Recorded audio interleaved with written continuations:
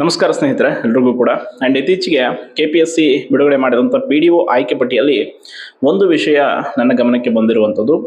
ಅದೇನು ಅಂತಂದರೆ, ಮೊದಲನೇದು ನಿಮ್ಗೆ ಗೊತ್ತಿದೆ, KPSC group B, CTI, PDO and KS ಈ ಪರೀಕ್ಷೆಗಳಲ್ಲಿ ಅಕ್ರಮ ಆಗಿರುವಂಥದ್ರ ಬಗ್ಗೆ ಈಗ ಲೋಕಾಯುಕ್ತ ದೂರು ಕೂಡ ನೀಡಲಾಗಿದೆ.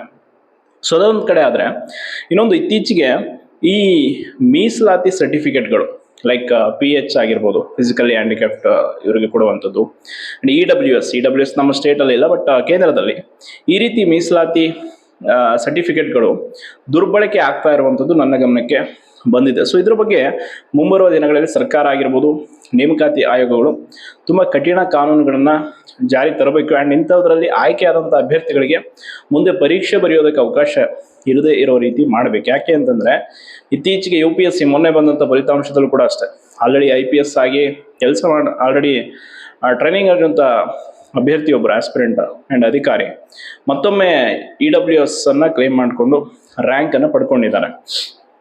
ಆ್ಯಂಡ್ ಮೊನ್ನೆ PDO ಲಿಸ್ಟ್ ಬಿಟ್ಟರಲ್ಲ ನಮ್ಮ ಸ್ಟೇಟ್ದು KPSCದು.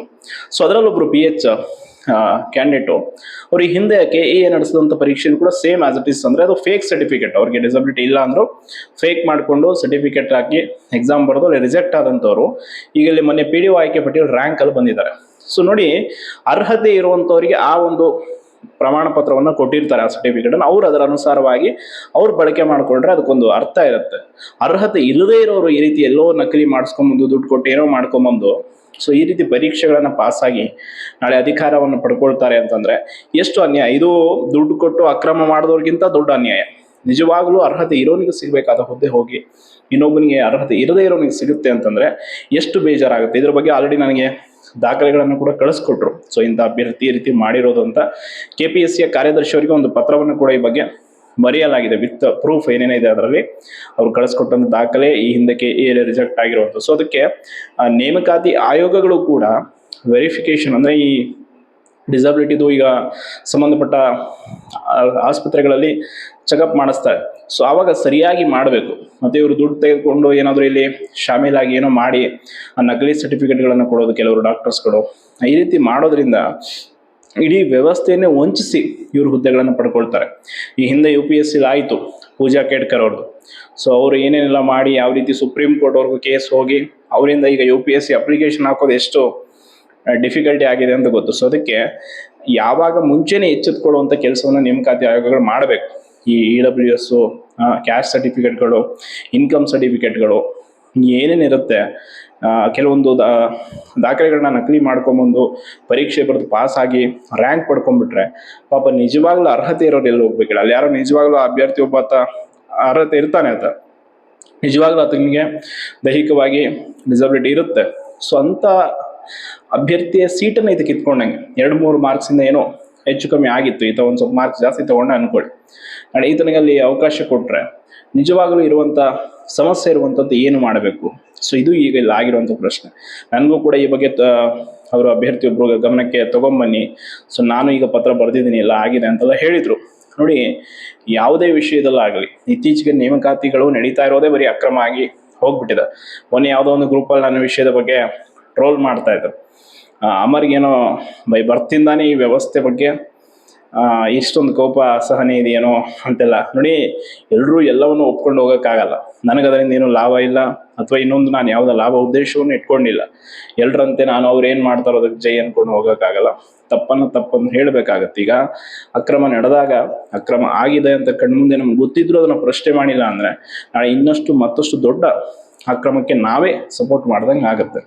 ಸೊ ಅದಕ್ಕೆ ಈ ಹಿಂದೆ ದಶಕಗಳಿಂದ ಕೂಡ KPSC ಇತಿಹಾಸದಲ್ಲಿ ಅದು ನಡ್ಕೊಂಡೇ ಬಂದಿದೆ. ಹಾಗಂತ ಈ ಹಿಂದೆ ಇದ್ದ ವ್ಯವಸ್ಥೆ ಬೇರೆ, ಈಗ ಬೇರೆ. ಈಗ ಒಂದು ಸಣ್ಣ ಮೆಸೇಜ್ ಸಾಕು, ಸಾವಿರಾರು ಜನಕ್ಕೆ ಹೋಗಿ ವಿಷಯ ತಲುಪುತ್ತೆ. ಈ ಹಿಂದೆ ಹಂಗೆ ಇರಲಿಲ್ಲ. ಸೊ ಅದಕ್ಕೆ ಆದಷ್ಟು ಜಾಗೃತರನ್ನಾಗಿ ಮಾಡುವಂಥ ಕೆಲಸವನ್ನು ನಾವು ಮಾಡಬೇಕಾಗುತ್ತೆ. ಅದನ್ನು ಬಿಟ್ಟು ನಮಗೇನೋ ಲಾಭದ ಉದ್ದೇಶ ಇದೆ, ಕೋರ್ಸ್ ಮಾಡ್ತಿದ್ದೀವಿ, ನಮಗೆ ಬಂದು ಜಾಯ್ನ್ ಆಗಿ ನಮ್ದೊಂದು ಇನ್ಸ್ಟಿಟ್ಯೂಟ್ ಇದೆ, ನಮ್ದು ಯಾವುದು ಲಾಭದ ಉದ್ದೇಶ ಏನೂ ಇಲ್ಲ. ನಾವು ಮಾಡ್ತಾ ಇರೋದು ಎಷ್ಟೋ ಜನ ಆಸ್ಪಿರೆಂಟ್ಸ್ಗಳಿಗೆ ಒಳಿತಾಗಲಿ, ಅವರು ಈ ವಿಷಯದಿಂದ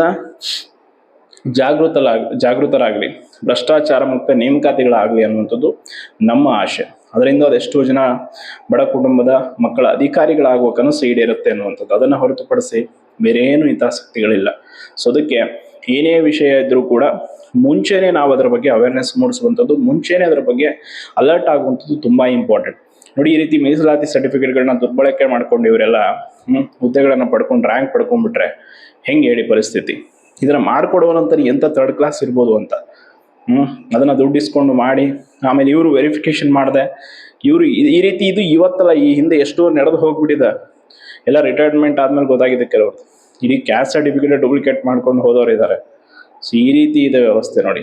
ಈ ಹಿಂದೆ ಈಗಾದರೂ ಟೆಕ್ನಾಲಜಿ ತುಂಬ ಇಂಪ್ರೂವ್ ಇದೆ, ಒಂದು ನಂಬರ್ ಹಾಕಿ ಆಡಿ ನಂಬರ್ ಹಾಕಿ ಏನೋ ಹಾಕಿ ಎಲ್ಲ ತೆಗೆದುಕೊಳ್ಬೋದು ಡೀಟೇಲ್ಸು. ಬಟ್ ಈ ಹಿಂದೆ ಹಂಗೆ ಇರಲಿಲ್ಲ. ಎಲ್ಲೋ ದಾಖಲಾತಿಗಳು ಯಾರೋ ಕೈಯಿಂದ ಬರ್ಕೊಡೋರು, ಏನೇನೋ ಅಕ್ರಮಗಳೆಲ್ಲ ಮಾಡಿಬಿಟ್ಟಿದ್ದಾರೆ ನೇಮಕಾತಿಯಲ್ಲಿ.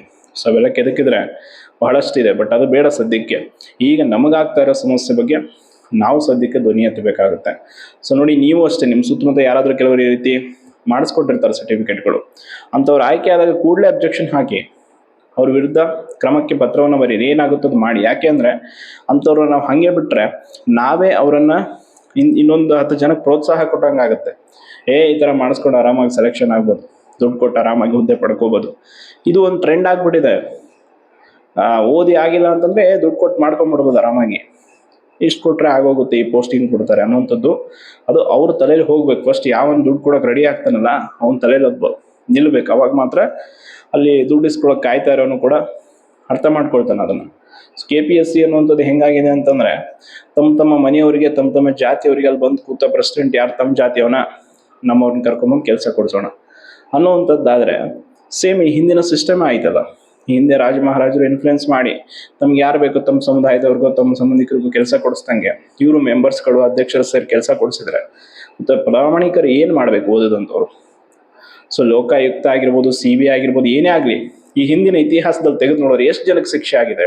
ಇನ್ನು ನನಗೆ ಇದನ್ನೇ ಕೇಳಿದ್ರು ಒಬ್ಬ ಅಭ್ಯರ್ಥಿ, ಸರ್ ಓಕೆ ನಾವು ಟ್ರಸ್ಟ್ ಮಾಡ್ತೀವಿ, ಕಂಪ್ಲೇಂಟ್ ಕೊಡೋಣ, ತನಿಖೆ ಆಗಲಿ ಅಂತ ಹೇಳ್ತಾರೆ. ಎಲ್ಲರೂ ಕಳ್ರೆ. ಇವನ್ ಪೊಲಿಟಿಷಿಯನ್ಸ್ ಅಲ್ಲಿ ಅಸೆಂಬ್ಲಿಯಲ್ಲಿ ನಿಂತು ಮಾತಾಡ್ತಾರಷ್ಟೇ. ನಾಳೆ ಅವ್ರ ಸರ್ಕಾರ ಬಂದಾಗ ಅವ್ರು ಏನೂ ಕಿಸಿಯಲ್ಲ. ಅವ್ರ ಸರ್ಕಾರದವರೇ ಕರ್ಕೊಂಬಂದು ಕೂಡಿಸಿರ್ತಾರೆ ಅವ್ರನ್ನೆಲ್ಲ ಅಲ್ಲಿ. ನಾಳೆ ಅವ್ರನ್ನ ಹೋಗಿ ನಾವು ಕೇಳಿದ್ರು ಕೂಡ ನೋ ರೆಸ್ಪಾನ್ಸ್. ಇವನ್ ಅಪೋಸಿಷನ್ ಪಾರ್ಟಿಲಿ ಇದೀವಿ ಅಂತ ಮಾತಾಡ್ತಾರೆ ಹೊರತು ನಾಳೆ ಅವರೇ ಪ್ರೆಸೆಂಟ್ ಆಡಳಿತ ಪಕ್ಷಕ್ಕೆ ಬಂದರೆ ಯಾವ ಕ್ರಮನೂ ಇಲ್ಲ, ಏನೂ ಇಲ್ಲ. ಅವಾಗ ಇವ್ರೇನು ಮಾತಾಡ್ತಾರೆ ಅದನ್ನು ಮಾತಾಡ್ತಾರೆ ಅಷ್ಟೇ. ಸೊ ಹಿಂಗಿದೆ ವ್ಯವಸ್ಥೆ ಹುಡುಕನ್ನು ನಾವು ಪತ್ತೆ ಹಚ್ತಾ ಅದನ್ನೆಲ್ಲ ಶುದ್ಧ ಮಾಡ್ತೀವಿ ಅಂತ ಹೋದರೆ ಕಡೆಗೆ ನಾವು ಹುಚ್ಚರಾಗ್ತೀವಿ ಹೊರತು ವ್ಯವಸ್ಥೆ ಶುದ್ಧ ಆಗಲ್ಲ. ಹಂಗಿದೆ ಪರಿಸ್ಥಿತಿ. ಇಲ್ಲಿ ಒಂದೊಂದು ಚೈನ್ ಲಿಂಕ್ ಬೆಳೀತಾ ಹೋಗುತ್ತೆ. ಅಧಿಕಾರಿಗೆ ಒಬ್ಬನ ಲಿಂಕ್ ಇರ್ತಾನೆ, ಆತನಿಗೊಬ್ಬ ರಾಜಕಾರಣಿ ಇರ್ತಾನೆ, ಆತನಿಗೊಬ್ಬ ಕುಟುಂಬ ಇರುತ್ತೆ. ಹಿಂಗೆ ಆ ಕುಟುಂಬ ಇವರು ಪೋಷಣೆ ಮಾಡ್ತಾನೆ ಹೋಗಿರ್ತಾರೆ ಅವರು. ಸೊ ಅದಕ್ಕೆ ಸಾಧ್ಯವಾದಷ್ಟು ಭ್ರಷ್ಟಾಚಾರ ರಹಿತ ನೇಮಕಾತಿಗಳು ನಮ್ಮ ರಾಜ್ಯದಲ್ಲಿ ಆಗಬೇಕು ಅನ್ನುವಂಥದ್ದು ನಮ್ಮ ಆಶಯ. ಹಾಗಾಗಿ ಹಲವಾರು ನೇಮಕಾತಿಗಳ ಮುಂಬರುವನ್ನ KEAಗೆ ವಹಿಸಿ ಅನ್ನುವಂಥದ್ದು ಎಲ್ಲ ಆಸ್ಪಿರೆಂಟ್ಸ್ಗಳ ಬೇಡಿಕೆ. ಬಟ್ ಏನು ಮಾಡ್ತಾರೆ ಇವರು ಅನ್ನುವಂಥದ್ದು ನೋಡ್ಬೇಕು. ಆ್ಯಂಡ್ ನೇಮಕಾತಿ ಕುರಿತು ಕೂಡ ಇನ್ನು 27ನೇ ತಾರೀಕು ಒಂದು ಸಭೆ ಮಾಡ್ತೀವಿ, ಮಾರ್ಚ್ ಅಂತ ಹೇಳಿದ್ದಾರೆ. ಸೊ ಅದಾದಮೇಲೆ ರೆಕ್ರೂಟ್ಮೆಂಟ್ ಬಗ್ಗೆ ಮಾತಂತೆ ನೋಡೋಣ. ಒಟ್ಟಾರೆ ಇಷ್ಟು ಮಾಹಿತಿ ಇದೆ. ಧನ್ಯವಾದಗಳು.